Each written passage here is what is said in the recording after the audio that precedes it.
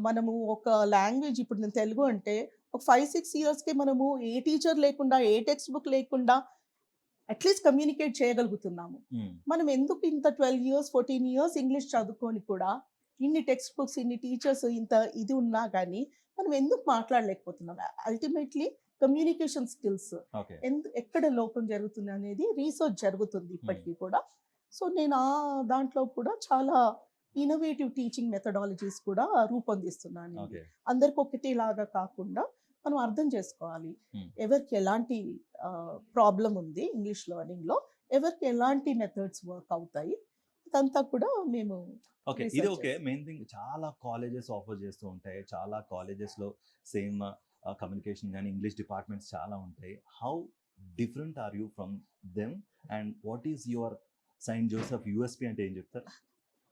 100% అండి. 100% డిఫరెంట్ అనే చెప్తాను. చాలా కటింగ్ ఎడ్జ్ మాది అటానమస్ కాలేజ్ కాబట్టి మేమే మా సిలబస్ రూపొందిస్తామండి. హ్మ్. అండ్ ఎవ్రీ ఇయర్ మళ్ళీ ఎమర్జింగ్ నీడ్స్ చూసుకొని మళ్ళీ చేంజెస్ చేస్తూ ఉంటామనమాట. ఇలా కాన్స్టెంట్‌లీ మేము రీవాంప్ చేస్తూనే ఉంటాం సిలబస్‌లో. కొత్త ఎలిమెంట్స్, కొత్త నీడ్స్ కనుక్కొని చేస్తూనే ఉంటాము. అందుకోసం మాది 3 ah, ah, 3 points of focus ఉంటుందండి.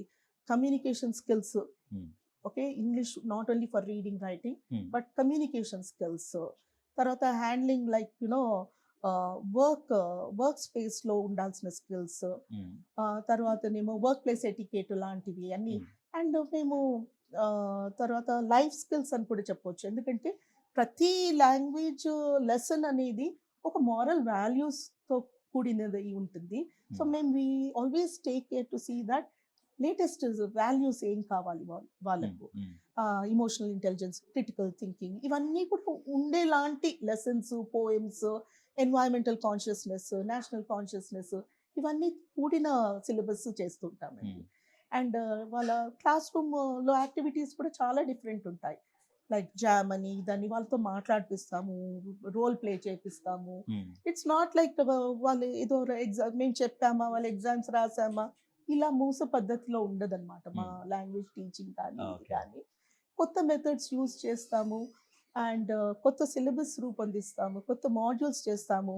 ఇంకా సోషల్ ఎంగేజ్‌మెంట్ కూడా వాళ్ళకి కంబైన్ చేస్తాం. ఎందుకంటే social responsibility is also very important. హ్మ్. సో, వాళ్ళకేం చేస్తామంటే ఎయిడ్స్ అవేర్‌నెస్ ర్యాలీ హ్మ్.